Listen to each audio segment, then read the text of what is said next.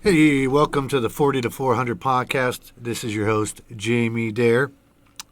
Today on the podcast, we're going to have a very special guest. His name is Justin Boring. Justin's a musician. He's a songwriter. He plays many different instruments. He's been well known in the music scene around here, and he's been a part of my life for a long time. And I'm super excited to have him here today. Ladies and gentlemen, this is my friend and co-host for the day, Mr. Justin Boring. How you doing, Justin? I'm doing great. Hey, thanks for making it onto the podcast today. I invited you the other day when you were over. We were jamming, and it's been a while since I've done one of these, so I figure why not have you jump on. So thanks. This is your first podcast? Yes, it is, and I really appreciate being invited. So if you look around, everything's a lot different than what you would think. It seems kind of methodical in a way, but it's just different. The room's different. There's definitely a different vibe. You're like, does anybody hear me? It's an open space that we usually have for jamming, but yeah. And it's funny, like when we play shows during like COVID, and we were doing this similar setup. You get done with a song, and you know that people are watching your live feed, and we would get done with a song, and we're like, the song just ends. Yeah. When you're out in the crowd, you get done, everybody's whoa, wah, wah, wah, yeah. And you're used to playing live shows. And you get done, you're like, all right, well, that was neat. And that has to be super weird for someone who's probably played 1,000 shows or so in his life. And there's always at least some asshole, at least in the back, going, woo! But you and I are always that asshole. True. Well, let's be honest. So 40 to 400, what basically in a brief quick summary is that it's the bass frequency range. So this is primarily been, when I structured this podcast, it was going to be about bass guitar. But there's no rules, there's no any of that. It's just about music. So my first question for you, we previously discussed, I'm actually going to put it on the screen here. First question I have for you, and is who's your favorite bass player of all time? I did a lot of thinking about it, and I would have to say one of the things that brought me to the band Flaw was particularly their low-end people, and that would be their drummer and their bassist, obviously. Oh, man. Their structure, those two, comparatively to the other musicians, I feel like, is almost in contrast. And for whatever reason, that gives them their own unique feel. And that's the easiest way I can explain it vaguely. Mm-hmm. No, it definitely makes sense to me. So I think what you're trying to say is you're not exactly sure what it is that they do, how they do it, but it still naturally draws you to it because it's different than everybody else. So similar to a chord structure where we had talked about, where you're playing, where you play a G, a D, E minor, a C, and then you play a G, a D, and a C. It's just one variation that somebody that doesn't necessarily follow music theory or follow anything like that. They might not understand what it was that was different, but it was clearly different. They changed something. And going back to Flaw, did you look up his name? Yes, I did. His name is Ryan Jurs. Jurhs. Okay, so I don't know what that's from or whatever. Yeah. No, that's now. I wonder, was he the bass player also for 5-volt main? No. Okay. If I'm not mistaken, that's a no. And I would say that I can see the difference in the low end, and that's why it doesn't seem like it was the same guy because of the tricks that he used. I could see that on that first album. I felt, especially that first album. Oh yeah. I felt 5-volt main was a lot different. I agree. The groove complete, so the rhythm section. Yes. So no, that's awesome. And I'm glad you brought that guy up because you had told me about him a long time ago, and their rhythm, the way that they play is there's only one band that I ever followed or I heard that I feel that reminds me of them, and I'm gonna tell you that is Trapped. Because if you listen to like Echoes and you listen to Still Pictures, and you let the doom doom ba doom ba doom doom, gotcha, ba-doom, yeah, ba doom doom ba doom ba doom doom doom doom doom doom doom. That was similar to that style of Flaw, and that's what made it so fun. Like, but a lot of players, they might have those same 8 notes or whatever. But they play them so differently. Oh, and it's crazy how you can take to me anyways, it's crazy how literally the notes, the same simple notes, could be so many combinations and so many variations of basically the same thing, if that's even describing it properly at all. Are you like are you a pattern guy? Like, are you like into the pentatonics or like the major, the minor scales, or are you into more of the feeling and just trying to find a root and just run it?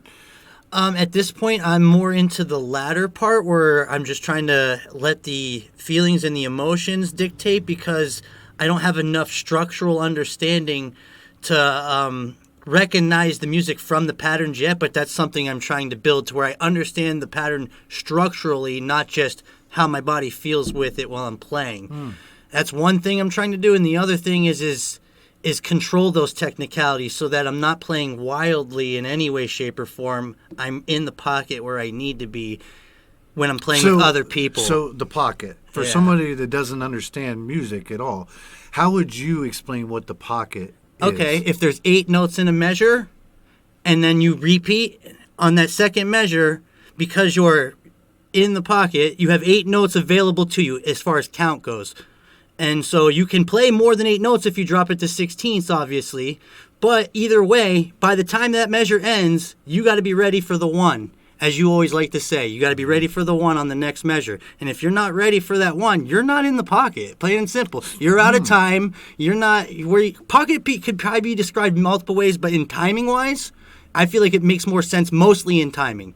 So when you're in the pocket, you can play as many notes as you can fill in that measure and still land on that 1, whether you're playing 1 note for that measure or 32 notes for that measure, which, let's be honest, I don't know who's even doing that except for some shredders. You get what I'm getting bluegrass. at. Yeah, shredders. Yeah, go ahead, keep it. So as a guy who doesn't we're the common man here. You know. Can I say I live in the 8th note world? Yeah, me too. I'm just starting to break through quarters. Facts. Hashtag or pound key. I don't care what generation you're that's from. Funny. So pocket. It's funny. I think that's an older terminology that probably like generations before, long before ours, used it, and it's nice to hear someone else describe it. Because to me, when I think of pocket, I think of like when you're going through a golf course or anything of that sort, and I think, or a pool table, I think of the pocket, and I think that once the ball drops in perfectly into that corner, it drops into the pocket, and then I'm like, but what rail did it bounce off? Because then I start overthinking what a pocket is, and like the way you described it was perfect. It was straightforward. Yeah. Because I would have not been able to do that. Understood. Nice job.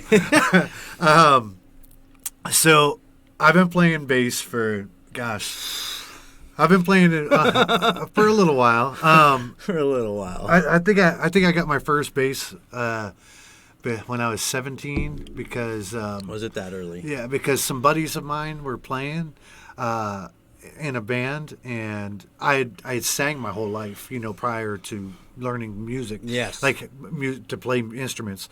I have an identical twin brother, Joe. You know him, but people that don't. So I always sang, and then I got to a point with my brother when we were like 2 years old that we sang in harmony. Because naturally, twins, they murmur and they have their own language. Well, me and my brother, when we're together, it doesn't matter where we're at. Me and my brother can harmonize in a split second. We're brothers, natural harmony together. Yeah. And all those years of practicing. And I actually have videos from like Christmas time, me and my brother driving around singing songs and stuff. I should probably put up on TikTok and stuff. But where I'm going with it is I've been playing bass for quite a long time, honestly. But I never really started playing bass until like 5 years ago. I did it many times, several bands. I felt like I played. I showed up and I learned enough of the songs. I learned some stuff good, other stuff not enough. But I feel like 5 years I've been playing the bass. Because before, there's two things. You have a bassist and a bass player. Yeah. Anyone can be a bass player, but a bassist is a whole different. I agree with what you're thinking all day. I agree with your thinking. So good with that, and I'm glad you understand. would you say you're right now? Do you feel that you're leaning more towards wanting to be a bassist or a bass player? Okay. A fluent, Yeah. a fluent bass player, if you will. I like the question. I would like to become an actual instrumentalist. Most of my life, I also was a person who listened to music and kind of sang. Well, what got you into wanting to do that?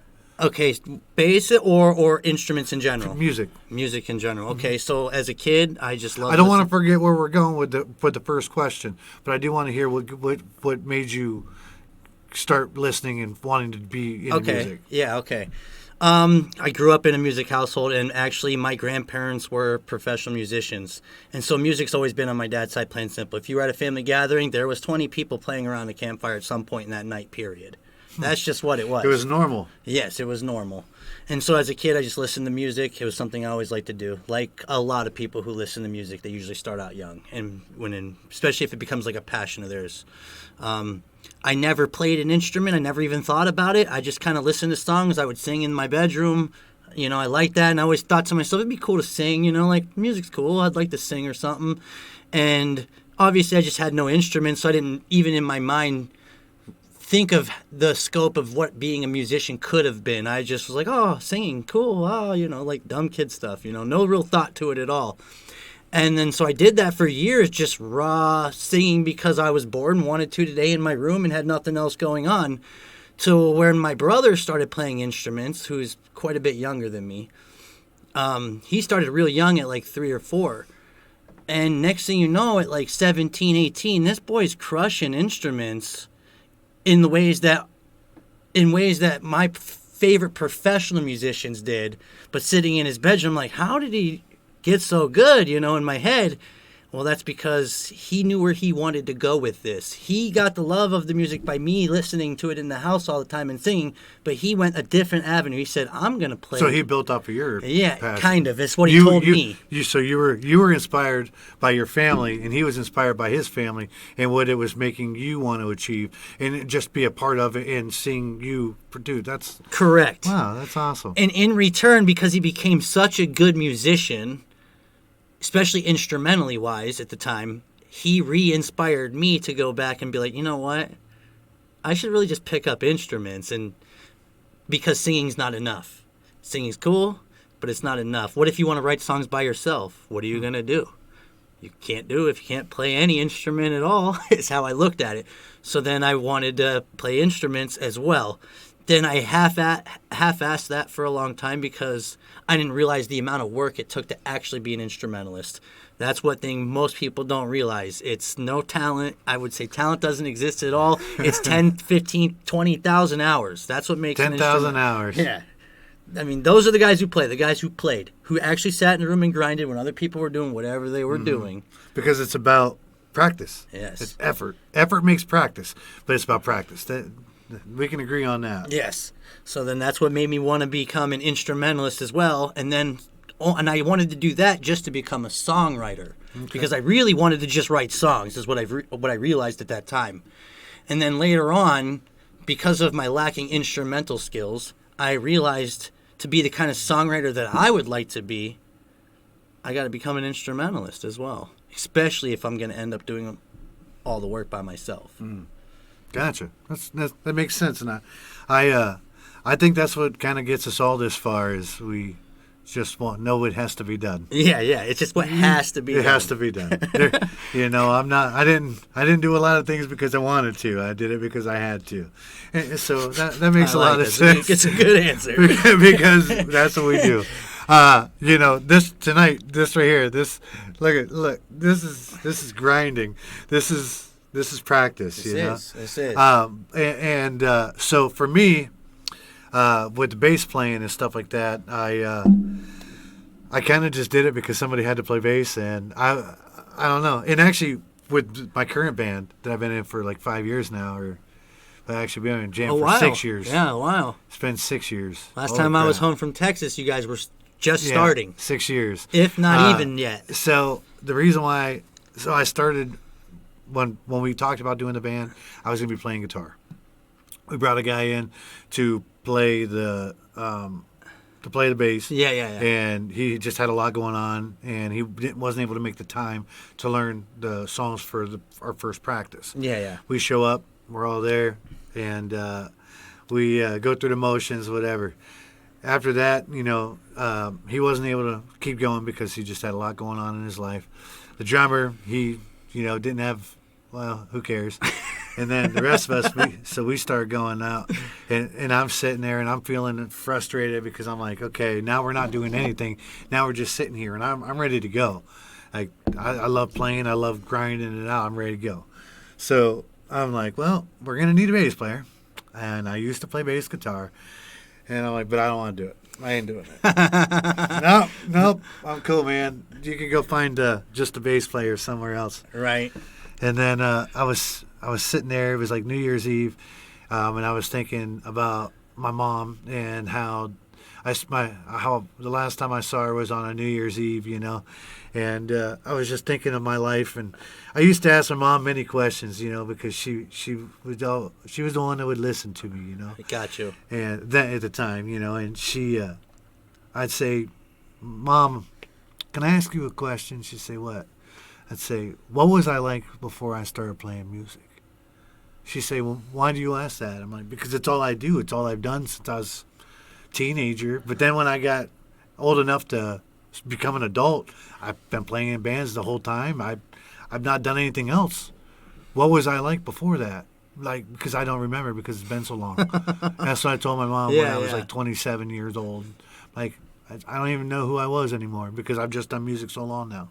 And, and then looking at it, I never grinded nowhere near hard enough. But, where I was going is that with New Year's Eve, I was just thinking of like where I was at that time. And I'm like, we're going to need a bass player. And I don't want to be in a band with, a cover band. This was a cover band, There wasn't an original band. Yeah. I think there's a different set of rules. Yes. And what people are willing to deal with internally with each other. Got you. With types of musicians, different types of, you're talking egos, you're talking, when you're in a band, you're in with a relationship with however many musicians.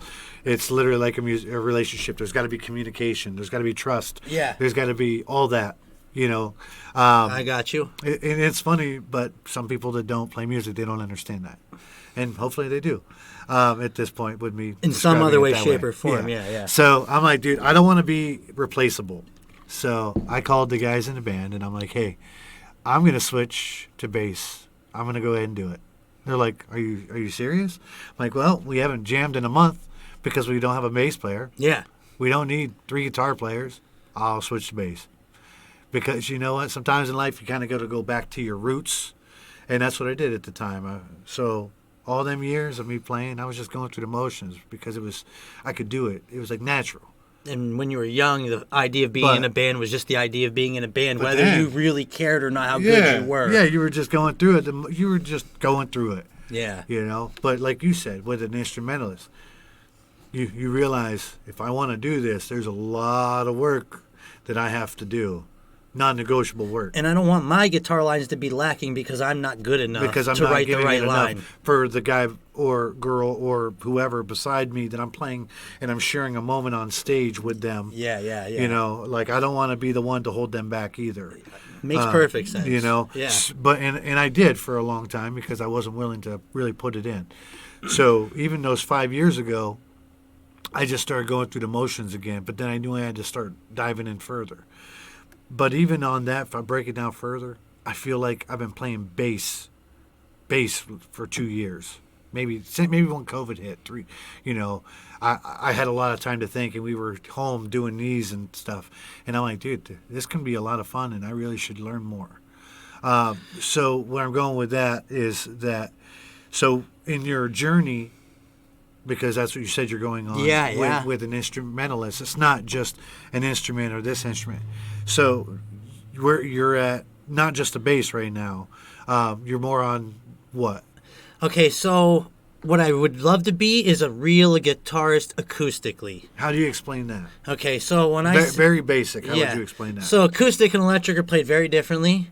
And if I was to be really good at one, if I had to put in the effort to be really good at one, I'd rather be a great acoustic guitarist than an electric guitarist. Now, do you like more lead guitar or more rhythm guitar? I don't care because my favorite acoustic guitarists tend to not even have second instruments, and they cover both grounds. They usually can cover the rhythm and the lead within their song because they're good at acoustic guitar. Yeah. They know their instrument. They put in their 10,000 hours. Yeah, exactly. So when I say someone's a guitarist or not, I don't mean that they can't play the guitar. I mean, are they really taking the time to study that instrument? A guitarist or a guitar to player. quote unquote fullest, yes. Yeah, so you got a lot of singers who can't really play, but they'll have a guitar in their hands and they'll play a little bit for the show, for the dynamics of it. We both know how that goes. You played in a lot of shows, you've been to a lot of shows. I haven't played in a lot of shows, but I've been to a lot of shows. You've been to way more shows than I have. I've been to a decent amount. You've been to more shows than shows I've played, so.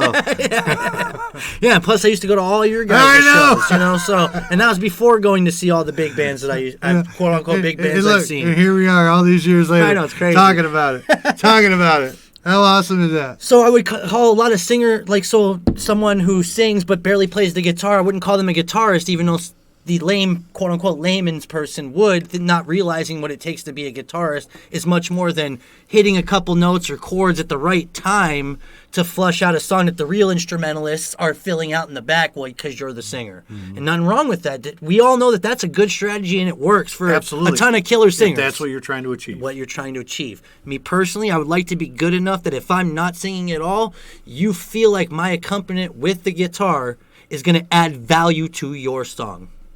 If that makes sense. Absolutely. And then if I play bass, because I also like to play bass, I want to take it to that level as well. The electric guitar is the one I could care the least amount about. Now, I still want to be decent at it because when I write music that deserves an electric guitar, even with distortion, and I have to do the work myself, I don't want it to be lacking.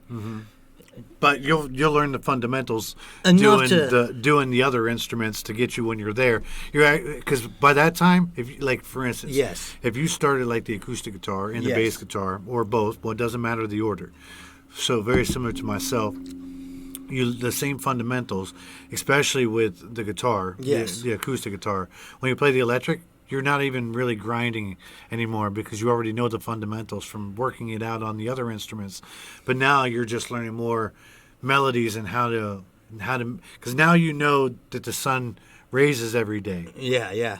But by the time you get there, you're not really asking the questions anymore because you already have the answers. Now you're just doing it. Now you're learning the dynamics because you're doing it of the different instrument. Yeah. Because an electric and acoustic are just played differently. It's awesome. So you might understand guitar work, and that's enough to get you to either one. But you're going to learn that each one has their own dynamics. Yeah, that's awesome. So obviously, you know, people when they grind musically, they put in a lot of time. That's what it means. A lot of hours of practicing. A lot of times just running in patterns and doing whatever. You're putting in the effort. The most mundane shit they don't even like to do because it makes their hand skills better.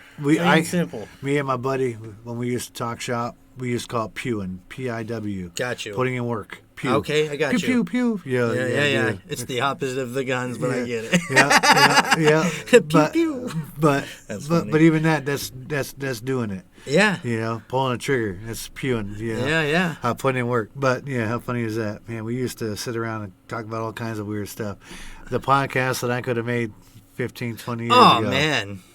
Dude, think about back when we used to go to Gemini and all that. Everybody used to just sit around and have conversations Imagine like walking this. around and doing stuff like this. Dude, if like nowadays, like, you know what we should do? We should go to one of those festivals and we should set up my wife's 10 by 10 tent canopy and we should set up a table and this is what we should do. That'd be the shit, we just sit there because I could power it all off my car. Yeah.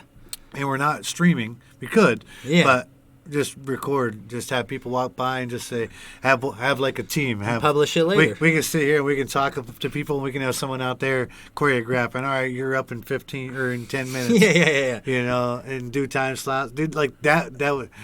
If you guys see that shit, just remember they heard it right here. Don't let them tell you any different. We came up with this first. You heard? I didn't even. I was just sitting here in the lab. Well, that's how we. That's how we do. I was just holding the beaker. Yeah, that's how we do things here at 40 to 400. You know. That's awesome. So what's the next instrument do you feel that you would have to learn to really feel like you're achieving what you want to, or do you feel doing those is where you want to stop your search? I get what you're saying. So because I also like to sing, I will be trying to put that kind of stuff on top of music that I quote unquote create.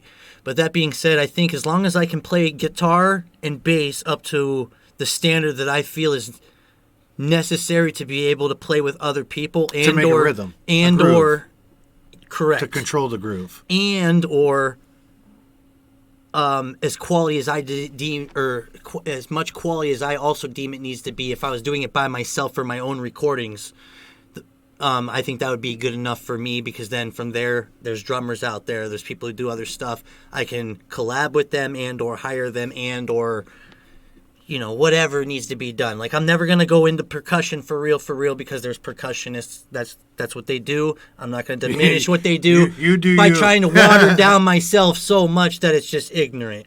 But singing and guitar work kind of can go hand in hand. And actually, for a lot of the great singers, that actually does go hand in hand. And bass work is just, in my opinion, is something that you should learn in general, because it teaches you a lot about the music from another angle that you're not used to. And the way music is structured from that perspective is very different. So there's a lot of eye-opening there. And as far as reason why I specifically want to be a bassist, because if I'm writing my own stuff, then I would like it to have good bass lines, not just generic bullcrap bass lines. I want it to be as high quality as I feel it needs to be from that end, and when I might not have someone for do your that narration, because you're telling a story. Yeah. So you want the story to be mapped out a certain way. You could have one person read a story and narrate it. It was a dark and stormy night. I see. And then you have another person that's, it was a dark and stormy night. Yeah. So to somebody that doesn't understand music, and they just, the common listener. Yeah.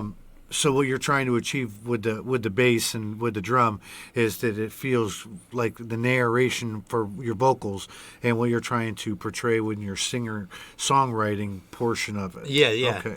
Yeah, I just want the instruments to be as the ones that I'm willing to learn, that I'm at least willing to learn. I want them to be as high quality as possible from my end when it's my turn. Do you feel for when you're ready to sit down with a notepad and a pen? Right? Yes. And you're ready to just start writing lyrics? Yes. What is it you want to do? Do you want to sit down and be like just grabbing a guitar and start strumming a chord pattern? Or do you want to write down a melody on the paper and start with that? Like, what is your writing process? Okay. And what would you feel to make it ideal, as you said, to bring the feel of the song? What's the steps to writing a song right now? Okay, so for me, with my limited skills, I usually start with the rhythm section first. It basically the chords on paper or with a guitar. Usually with the guitar. Okay. Yeah, usually with an instrument of sorts first. Okay, so a melody, or a rhythm. Rhythm, yeah. Because I'm not a great person with. I'm not great with melody yet. Nope. So perfect. I don't start from that aspect. But what I've heard from a lot of musicians is melody is actually a better starting point a lot of times, because the chord progression can be driven out of the melody anyway. So if you find a good melody, which tends to be your hook piece of your music or the part that captures the audience, if you find that piece, the other places can all fall in later. Mm-hmm. And they tend to automatically be built into the song through the melody. Like, my brother will play a melody, and as he's playing it on his guitar, he'd be like, you hear that? That's the C chord change right there. Just as he hits a certain note, and I'm like, see, I don't recognize that because I'm terrible with melody.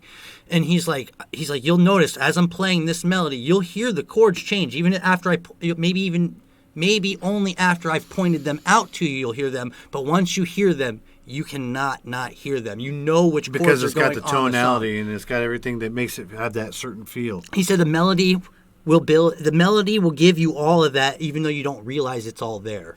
He's like, and so I feel like the reason why a lot of older, we're talking musicians from hundreds of years ago, started with melodies is because once they understood music to the level that they did, the melody was more than sufficient to build everything else off of, and the melody was the part that people who commonly listen to music, who don't care about diving into it in depthly at all, that's the part they always remember or feel, or it never leaves them. It's the piece that's always there.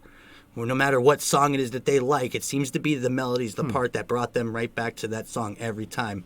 And so he's like, in my opinion, from what I've heard and what I've realized from all these musicians and what I've watched, is that your melody almost should be your starting point every time, because everything else comes from that anyways. It's just like everything comes from a scale. The scale is the basis of all music, and then everything's derived from that scale, whether it be chords, whether it be...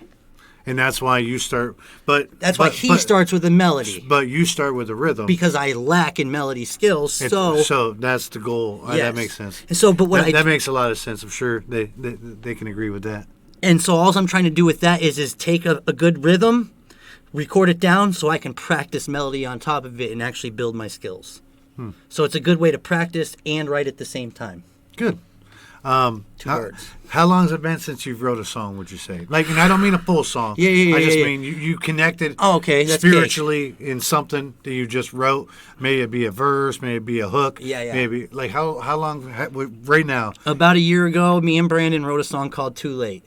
It's very simple open chord pattern on the key of G, which is, let's say, 10 billion songs, And all we're doing is we're letting the pinky and the ring finger sit on the high G and high D notes on the high strings, and then just moving the pointer and middle finger through the G chord, the C chord, the F over D. You see what I'm saying? Oh, yeah. You know the pattern. The pattern. But it's how it's played. Yes. And so then we just have a certain rhythm structure, obviously. And then a certain melody for the vocal lines at the moment, because we don't have multiple instruments written into the song. It's just a guitar singing. Now, could we flesh it out? Of course, but we've never even tried to do that. We just wrote it. It was what it was. There was a reason why I wanted it to be written at the time, so sure. I came to my brother, and I was like, look, I got this idea. I know you're going to be able to flesh it out better than me, so I'm going to give you the raw idea, and we're going to see what we get with it. And then we came up with a piece, and it's, in my opinion... It's not a terrible song, but it's not the kind of song in any way, shape, or form, in my opinion, that people are going to be like, woo! It just is what it is. It's a song, and if you know anything about... But it's experience, yes. It's practice, it's going through the motions. Thank you. That's exactly what I was looking for. I think I told you, I believe it was it Billy Carrington? One of them country guys. I can look right now, it doesn't matter. Yeah. But I was watching a thing that they had on Nashville, and they were talking, and he said that he got to Nashville, and he's like, well, I have, He's like, I have this notebook of song, or I have these 10 or 12 songs or whatever that are bangers, and he says, so I'm looking for somebody to write, because he walked up, because he knew this guy was like a professional, a studio guy, or producer, an actual well-known songwriter. Got So he was at a show and noticed him, so he walked up and he's like, hey, I got these songs and I'd really like to work with you. And the guy says, 10, 12 songs. Oh, you got 10, 12 songs? He says, talk to me when you wrote another 100. And he's like, it was the first time in his life he was just like, wow, like, because he always worked hard. And obviously when you moved to Nashville, you've made a sacrifice. Yeah. But you've had a lot of people that encouraged you to get that far too. And that was the first time you got there and you're like, I got these songs and I'm ready to go. And this guy who's professional says, well, you're experience away from me wasting my time trying to do anything with you right now. No offense. Yeah, no, I'm sure these could be 10 bangers, like you said, straight up. And he did. He went out and he wrote 100 songs. But he was telling you to put in work. And he approached him. Not you. And after that, they wrote several songs after that. Several, really... songs we listen to today. All the time. Because he said, you just need more practice. Yeah. That's it. Just more practice. That's what I've been saying to you about myself. That's why I've been trying to go home and work, so that when I come here and I'm playing with you, you're not waiting on me so much. Music. Yeah. You're not... Anyways, you're not waiting on me so much, because sometimes as we're playing, because of my lack of experience, you're coaching me through pieces at times. And I know you don't mind, but how much better and easier would it be if you didn't have to hold my hand so much at times? Do you get what I mean? See, I guess I don't really think of it like that, but I understand with a different perspective. Yes, from my perspective, it feels like this, that you shouldn't have to do this much work just to have me here and play with you. Not because... it's not right to not have someone who's less, or quote unquote, less skilled than you playing with you and learning something, but because on my end from it, if I'm not putting in enough work to come to the table as ready as possible to where you barely have to guide me, then I'm never going to actually put enough work to get to that point anyway. So nothing wrong with guiding me and helping me, but now I need to go home and also do the work so that you don't always have to. It takes a balance, yes. Yes. But but to build Someday on, I got to learn to catch up. but you're doing what you need to do and building on what you said. So my perspective is now that we're having this conversation, Yes. my perspective is this: I'm not quote unquote holding your hand, and I've been on that side, and I know how you feel. Yes. And I felt the same way. And there's people good friends of mine, musician friends, that I'll still never jam with because I'm like, dude, I don't know if I can keep up. Now I know I can. If we're being honest. Yeah. But that's because I've just put in a lot of work. Yes. A lot. Yes. But the thing about it is when I'm working alongside you, I see you're working hard. You're learning this part, and you're working on that in your strumming patterns. You're working on your timing. You're working on this and that. You're working on this. You're working on this. You're like, okay, but I don't know what's next. And I'm like, well, I worked on that, and I did that, and I worked on that, and I did that. But you know what brought it together for me? Then I'm showing you. This is what brought those two together for me.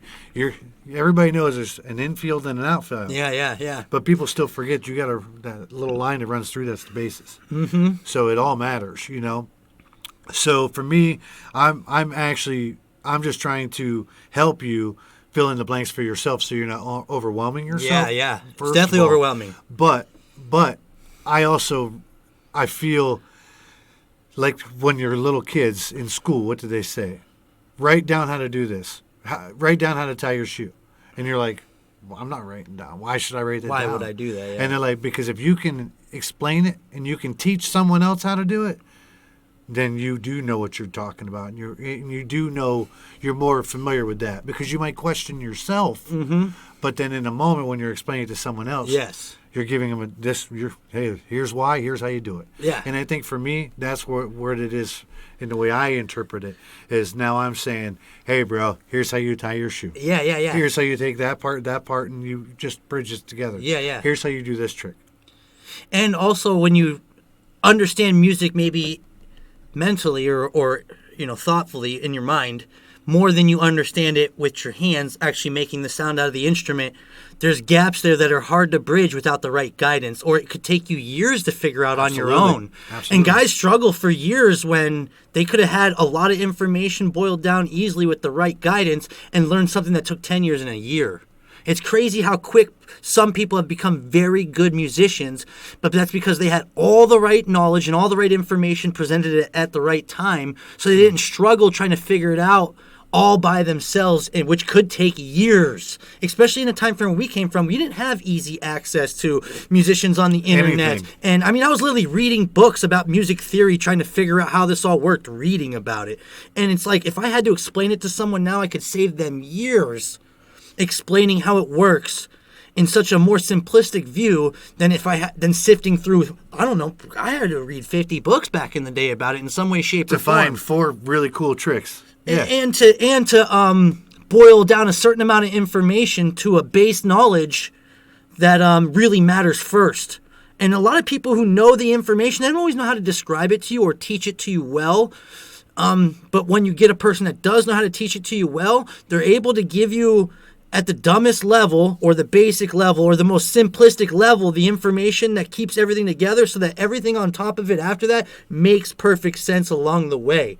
And that's not easy to do because there's a lot of people who have the right knowledge, like the right information. I have the right information, but can I make it so that the other person understands that information without confusing and making it so complex that it's just hard? I understand. That, because I do the same things. Yes. Yep. I might understand it here, but can I teach it? Yep. And I feel like I personally can, but that doesn't mean everybody can. So I was reading books by guys who, hey man, I know the information. People need this. I'm going to get it out.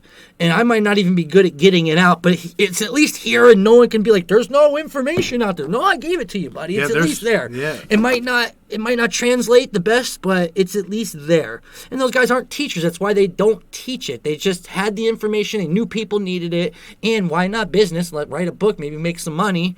Especially back in the day, people were buying books to learn stuff. Yeah. So people actually, kids, believe it or not, there was these things called a book. It was actually paper with letters and characters. A character is, think of it like a little button. No, it's crazy though, because nowadays I could learn a song in a day. Back then I would have had to try to listen to the song on the CD, talk to other guitarists about how chords work and then what chords they might think that it is. Then I have to sit there and figure all that out by sound, and or I could find a tab sheet or the sheet music. Well, you ain't getting the sheet music because you got to pay for that. So you're ordering that from somewhere, whether it be a bookstore, a publishing company. Because I even thought about trying to get sheet music back when I was younger, before all this stuff, just to learn the actual song, because I knew the notes. I knew how to read and write already, and I was struggling learning songs. And I'm like, but I know how to read and write, so I shouldn't struggle learning the song. Why can't I just get the sheet music? Well, you couldn't just get the sheet music. It's copyrighted. It's hidden. Yeah, it wasn't it's hidden. readily available. You got to order that shit. So unless you got $30 for a book of songs, and you only want to learn one song out of that book. If one song, you just want to learn one little part. Yeah, maybe the one melody part. line. Yeah, one riff. Yeah, and if you couldn't figure that out by ear, then you had to do what I did, which was struggle.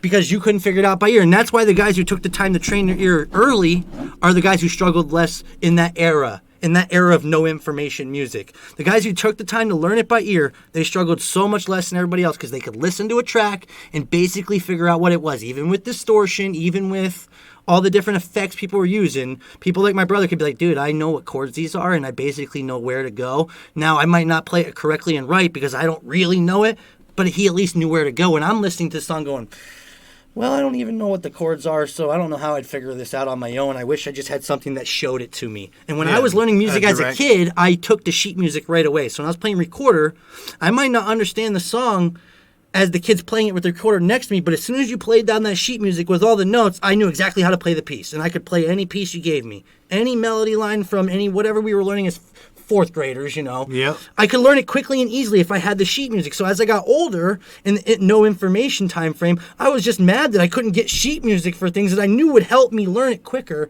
but I couldn't get it. And I was terrible at by ear, and I didn't know how to train that because of my ignorance. See, now going back to what you're saying, I started out when I was in 5th grade, right after the recorder. Got you. Playing baritone, okay? Because so my bad. No, this is great. This is great. So I joined concert band because I liked music, right? I sang my whole life. I'm in 5th grade. Yeah. We're kids. I'm a singer.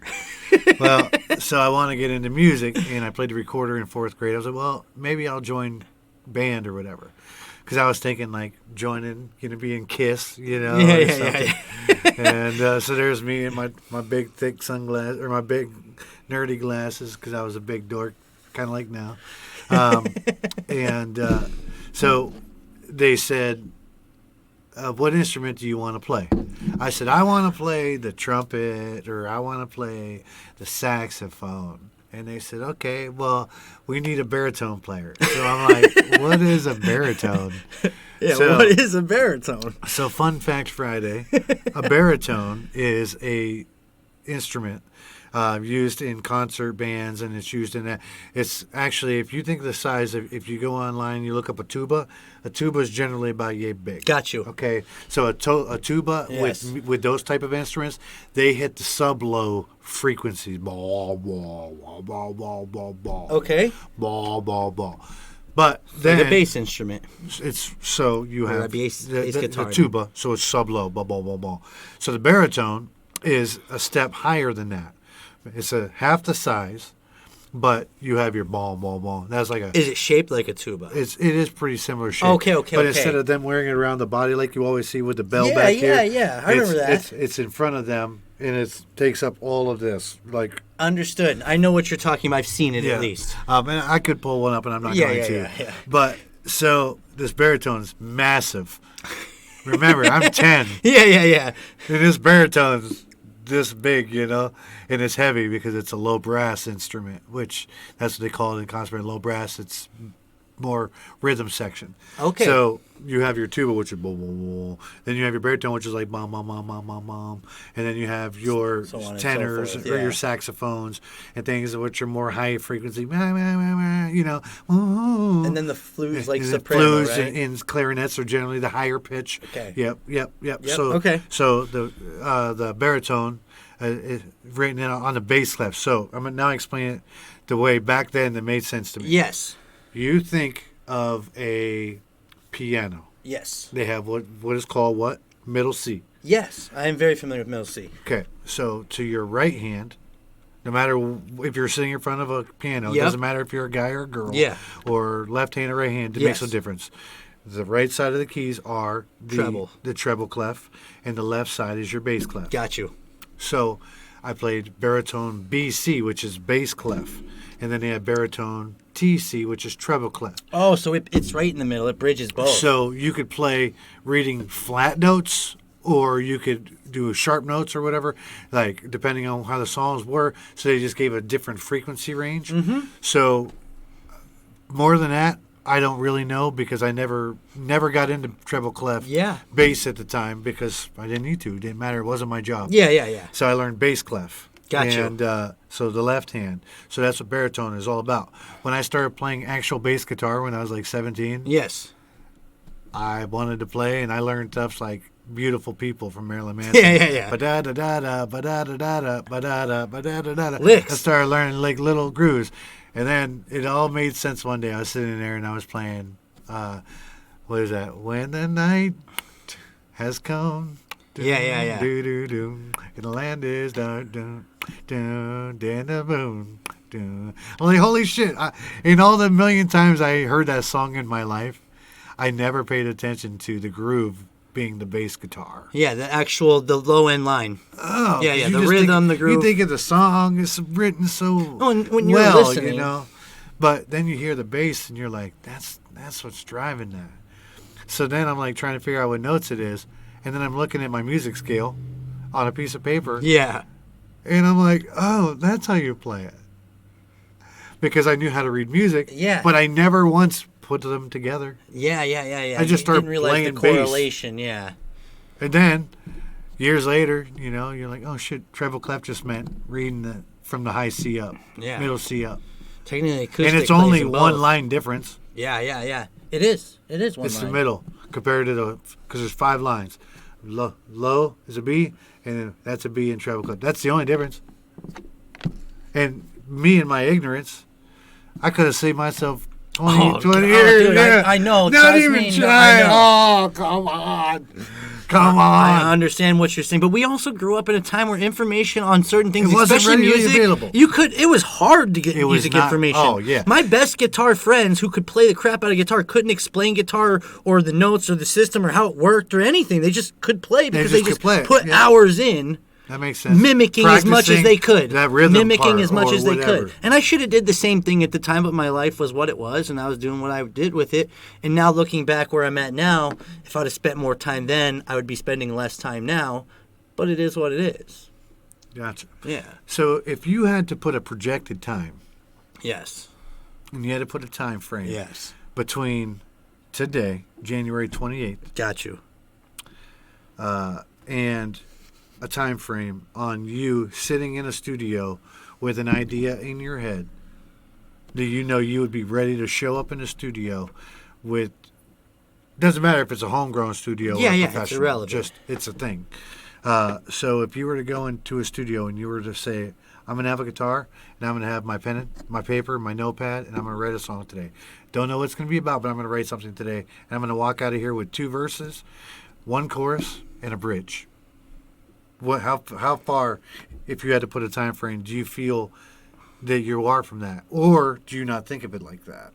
Actually, I do think of it like that, only because I know, or at least believe, that people can learn instruments very quickly, very easily, if they're smart about it nowadays. When I say that, doesn't mean there's not a lot of work and not a lot of practice and it's easy. What I mean is because of having so much information, if you get the right information and take your time and do it right, you could go from being not a guitar player to a pretty decent one in a year. Just in a year. And then if you put in that same kind of effort to your learning in 3-4 years, you could go from being no guitar playing person at all to 4 years playing with basically anybody if you put in the right amount of work and practice and study. Because the information's so much more available. So I would say in a year from now, if I haven't really changed in a year from now from where I'm at now, I'm not putting in enough work. It's just I'm not putting in enough work because the information's there at this point. It's how, I mean, that's kind of how I look at things like this now, because this was like the magic mystery as everybody when we were kids. How do people learn to be good at this stuff? Well, simple, if you have all the right stuff. Like if I could teach it the way that I want to teach it, and someone would be willing to learn it from that aspect, I feel like I could give them enough information that they could learn basically how to read and write, music theory, and how to play their instrument pretty well within a year. I feel like I could teach someone that no problem, as long as they had the right drive to actually do the right things to learn. The motive for motivation. Yeah. I mean, I can only teach, you can lead the horse to water. Everybody knows the phrase. Mm-hmm. But, I mean, they got to drink. It is what it is. So I would say in a year from now. Good. A year from now, I should be at least well enough that I can play with all the guys around me to where they won't feel like I'm robbing from what we're trying to do. So the phrase is 10,000 hours. Yes. That is literally what they say. Yes. 10 hours. When you do 10,000 hours, you're good at doing something. Yeah. So for my friends out here, Yes. grab a calculator and go 10,000 and divide it by 365 because there's 365 days in a year.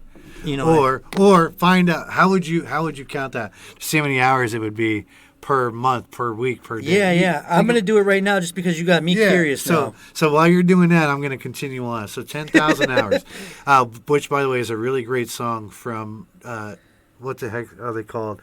Dan and Shay and Justin Bieber. It would be 27 hours a day, so it's impossible to pull 10,000 hours off in 1 year time. Yeah. So let's do it by 2 years. Just curiosity. Do it by 5 years. Good point. Going back to what we were saying. Because you said 1 year to feel confident. Then imagine 5 years solid. So, what is that, 365? I'm doing something wrong. I apologize. See, I'm not really sure how to do the math on that either, but I know that... Okay, I know what I need to do. I was being dumb. But I know 10,000 hours. 1825. 1825. So it'd be about 5 hours a day for 5 years, and you could... You could have spent 10,000 hours in 5 years with 5 hours a day.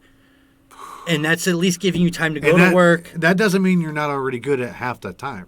That means you are good. Yeah, well, in 10,000 hours, they say you should be basically a master. Now, What's that mean? Are you the greatest in the world? Of course not. Are you really a master? If there's of course nothing not. to learn, then what's the point? Well, I agree with, and not only that, if there's nothing to learn, you're probably ignorant of to more knowledge that's out there. Mm-hmm. If you think there's nothing else to learn, you're living in a delusion. Good for you. It's a delusion because there's more to learn always. And I don't care what you do. I know carpenters been doing carpentry 40 years, and musicians been playing music for 40 years, and they're all always learning stuff all the time. Period. You always evolve. Period. You always evolve. Yeah. So in 5 years, if you put down 5 hours a day in 5 years, you would have at least 10,000 hours. So you could. It is possible to have a full-time job or a full daily schedule and do some normal stuff at your home, like eat and things like that, and still be able to get that goal done in 5 years. But it would be pushing. We're talking about pushing hard. That's pushing hard. And that's also doing. So let's go 7 years, and that gives you a casual. But you might only be able to do 4 hours this day, but you might do. True. I didn't even think of it that way because you got a Sunday. This day you might put in a 6 hour grind. 12 hours. And this like day we you might, but that's what it would, like all those guys. You're right. It makes you wonder if they do, And it's funny because Tom Morello, he's a guitar player of Rage Against the Machine. Yes. So there was a time, I don't know, I must have searched him or listened to a song, and then it was in my Google search news and everything for a year. Yeah. But Tom Morello, they said, well, how do you, like what was your learning method? He said, well, when I first started, I sat down and I learned scales. And I sat and I worked on patterns and I worked on scales. He says, but then as I played for a while, he says, all I did was just started working on was my mistakes. So if I played a show and I messed up a part of a song, I just played that part of that song so many times that I would not ever mess it up again. Okay, I get what you're getting at. He said, and if there was a song I played wrong, I would play that song until I would play it correctly. And that's what I would focus on because I already played all the other stuff great. And me learning notes, he says, all them notes are great and they're wonderful, but what good are they going to do you if you're playing that song and you only have those 4 chords right there, and that's what you have to play. And if you don't play it right, you're playing it wrong. Yeah, I'm like, yeah. I don't do that because I'm not Tom Morello. Well, and we but all I have our thought that was different- a very interesting perspective. Yeah, yeah. I see what you're saying. Um, He's making sure that what he plays is high quality. That's kind of like what I was saying. I'm not willing to concede my instrumentation until it's at high quality, and then I'm willing to use it. But until it gets to that point, I'm not willing to do anything more than practice at home and come and jam, practice at home and come and jam, and practice Rinse at and home and repeat. come and jam. Yeah, like until right now, then, that's your goal. until then, I don't even want to step on a stage or even be in that kind of picture because I know I'm not ready. It's that simple. I know I'm not ready. Well, that's your opinion, and But you get you're- what I mean. You're entitled to have that. Yeah. And I think it's very awesome. And I know that what you've been doing thus far. I am not the professional musician by any means. We can smile and we can say yes, no, it doesn't matter. Yeah. But we know, like you've just pointed out, we always have so much more to learn.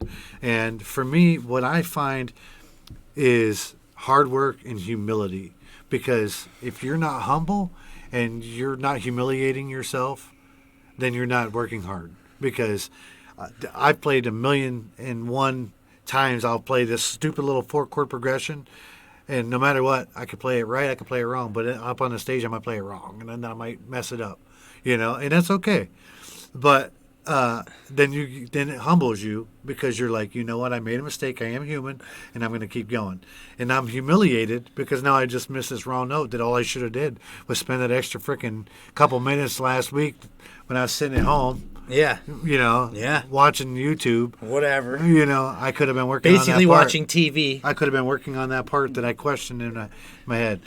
So I actually started going back when I started hitting the stage, and I actually just use them more as learning opportunities because then I would be able to go and reference what song I did in my head, and I would write down notations, this song at this part, and then I would work on them. And it's just funny looking back at it because I read that, and it did help, but I feel like I do more than that. And like I feel like some days I spend on the parts I messed up, some days I just spend noodling around or trying to do it, but I do it all the time. Yeah. And this week alone, how many hours were we out here in the studio the other day? 4-5 hours straight. Not even batting an eye. No, Played a 3-hour show Friday. DJ'd for 4.5 hours last night. Yeah. Talking about music now for all day. It's all about the grind. Yeah, no, all day. And I know we're going to be wrapping it up here in a moment. And I really do want to say thank you so much for coming down to Cosawago Studios today and hanging out with me. And, obviously I'm going to love to have you back if you'd be interested. If there was any one question you would have to ask me that we've not discussed prior to this, and I'll just give you a moment to think about it. As a base point, because this is 40 to 400. Yeah. So I'd like a base question if you have one. Got you. And if not, that's fine too.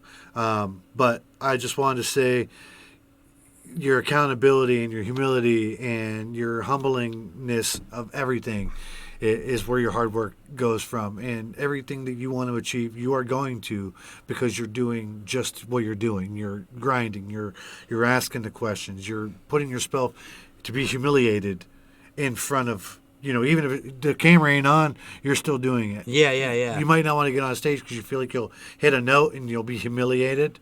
But then you're a thinker like me, so you're like, it's not that I care about me. I just don't want to make this guy look bad. Yeah. And you don't have to deal with what I was dealing with when guys were giving me dirty looks and being dicks to me. Terrible. Thank goodness. But they thank goodness they did that because they got me where I'm at or whatever. I get it's you. just a grind. No, they were just holding people back, but that's another story. Yeah. So if you had a question for me, what would it be? Or a tip of advice, anything?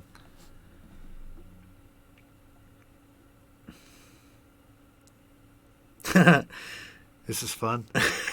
I just don't have anything in general right offhand. I won't lie. So I'll make a suggestion. Yeah. So to people that are out there that are just thinking about getting into becoming an instrumentalist or becoming a bass player or whatever, and they want to know if, generally people will ask me if I have a suggestion for them or a tip of advice. So my tip of advice is this, okay? Always stretch your fingers before you practice, because a lot of people don't do that, and that is very bad. But also, my best suggestion to people is always hand strength. Hit one fret, the second fret, the third fret, the fourth fret, and then go down a string, hit the next four, then go down all the way and back up, and then move over one fret and do that. One day I'll put a video and show people how to do that. But the reason why I explain that, because I've been playing in bands, our fiddle player, he goes out and does bluegrass, and he does all this stuff. Now when he comes out and plays with us, we were playing a show, and I'm not being rude. I'm just saying I forget because it's been so long since I've been new to it. Mm-hmm. And he's like, "Hey, I'm like really tired right now. Like, we got like 2 more hours to play. How do you guys do this?" And it's because of doing those finger exercises, where you're doing it so much that you're not even thinking about it because you have to play all night long. Yeah, yeah. And if you just practice doing a note for note for note for note for note for note for note, and you're not like really grinding into the guitar all the time, do it one time. First thing I always do, and that's what I would suggest to you: 1 2 3 4, 1 2 3 4, 1 2 3 4, 1 2 3 4. Back up 4 3 2 1, 4 3 2 1, 4 3 2 1, 4 3 2 1. Then go over a fret to the second fret: 2 3 4 5, 2 3 4 5, 2 3 4 5, all the way down, and go all the way up until your pinky gets to the 12th fret at the lowest, and then to the highest string. Come back up and then go backwards. If you do it all the time, you do it once a day that you practice, before you know it, you'll play it so smooth, so fast, it will take you no time to go all the way up and all the way back down.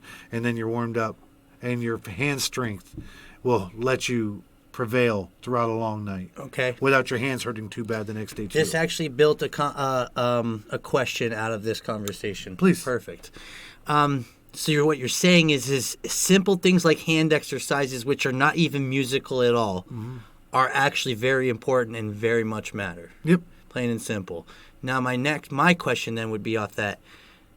What would you suggest, or could you suggest maybe, or could, I guess, if someone wanted to play an instrument right now, would you suggest them taking the time to learn things that they know and like by sound already, or to focus on something else instead? Okay. Or should they start with just songs that they like, so let's start learning these songs? Okay. Well, I think that nobody's going to want to go out and play a song that doesn't inspire them to play it. So when you first start playing, you might hear Smoke on the Water, and you're like, you know what, it'd be super cool if I learned that rhythm part and I learned to play it on a guitar. But then what? Well, then you got to learn to play a guitar. Well, then there's tuning. There's a lot of things like that. So without going too elaborate, if I make the decision, have a path. If you want to learn to play a song, find something you do like, because it'll inspire you to want to learn to play it, and it'll inspire you to want to play it several times because you have to. If you are really into like bluegrass and you just really like this little ba-ba-da-na-na-na-na, learn that. But don't spend so much of your time trying to play the notes perfectly and the rhythm of it perfectly, because you won't if your hands are not built for that. You can know how to do it, but if your hands can't get it, you want to play a song on guitar, you got to play it on a guitar. So you're saying the exercise. But the exercise is my number one suggestion. Okay. And everybody that I talk to, my friend David, guys at work, they're always like, hey, I'm going to start getting, can you teach me? I'm like, I will not teach you because I cannot teach you. YouTube can teach you beginner stuff, but I will tell you to build up strength in your hand. So you can buy one of those things where they have the 4 grip things that you get it on Amazon. You just push the springs down and you build hand strength, or get a stress ball, a big one. So because you want to be able to push your strength all the way in. And that's why it's so very important to do those fretboard exercises, because then you're pushing down, you're building up a callus at the same time that you're building pressure and hand dexterity. And then because you're doing it, you're getting better posture. And then when you go to learn that part, your hand's not tired, or you're not missing the notes, because as you remember when you first started playing, you go to make a G chord and you're not hitting this right here, it's clunking out. Yeah. So muffling it one way or another. So or practice whatever. the hand strength. That's step 1. So basically, yes, learn the songs you want to learn, but really, if you're not taking the time to also put in exercises and workouts, you're probably not going to get to where you want to be just by taking the time to learn songs and lines and melodies and whatever the pieces, all the pieces are to learn to that song. That's not going to be enough without exercise as well.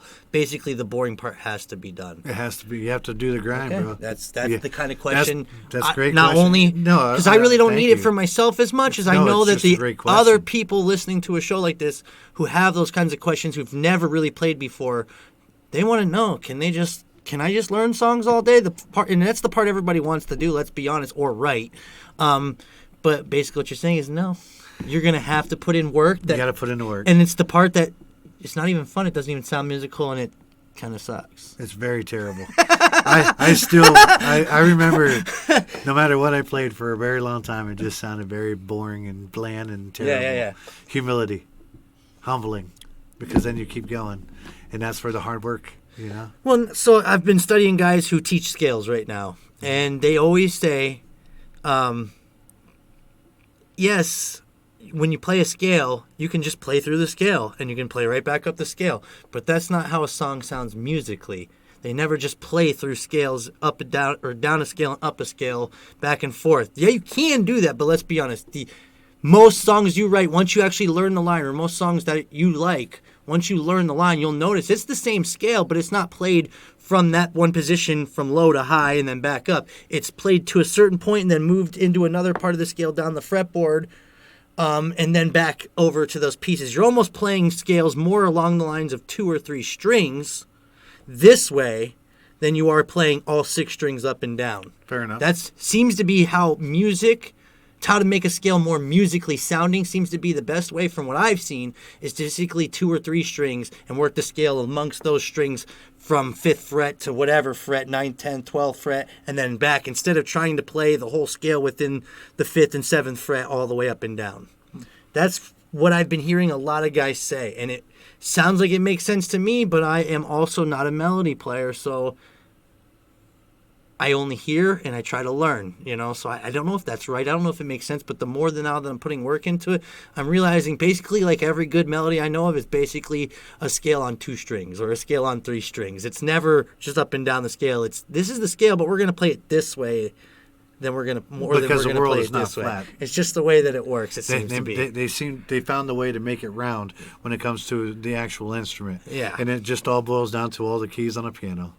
And it's just like knowing when to use the low end of a scale and the high end of a scale, depending on the accompaniment around it. You'll notice you can pull sweet bass lead lines on an acoustic, but only at certain times with certain pieces of music. You can't always do that. Depending on the kind of chords being played, this bass line might get drowned out or droned in, it'll clash. And that's something that I've been learning a lot lately as far as scale work goes, is how to get the right part of the fretboard so your scale doesn't clash with the rest of the musical accompaniment. Gotcha. And it's funny about how we talk about scales, because Friday night when I was playing, yes, since I've been diving into playing a lot more scales, yes, I took a bass solo, and it was not the best, but you know what? You gotta learn. But it was in key, baby, and it was awesome, right? And I guess that's the point of the matter is you just got to put in the work, man, and I think that things like these are very awesome, and I can't wait till we do this again. Oh, yeah. Don't forget, we're to find yourself in the music and find your own groove. Yes. And that comes with time, but that's just it. You just put in the work, you put in the time, and it'll pay off. We appreciate everyone sticking around with us today. We'll be back again. If you have any comments or questions, please feel free to put it in the comments and let us know. I wanted to again say thank you so much to my friend Justin for coming and hanging out with me today and being able to do this so everybody can see what's going through your mind. Yeah. And I plan to pick your brain again real soon. Actually, this was a delight, man. I appreciate you even inviting me here. Yes, thank you very much, and keep the hard work, man. You're killing it. Thank you. I'm very proud of you. And again, this was episode number 12. Today's recorded is January 28th. And we will catch you guys next time. You have a great day.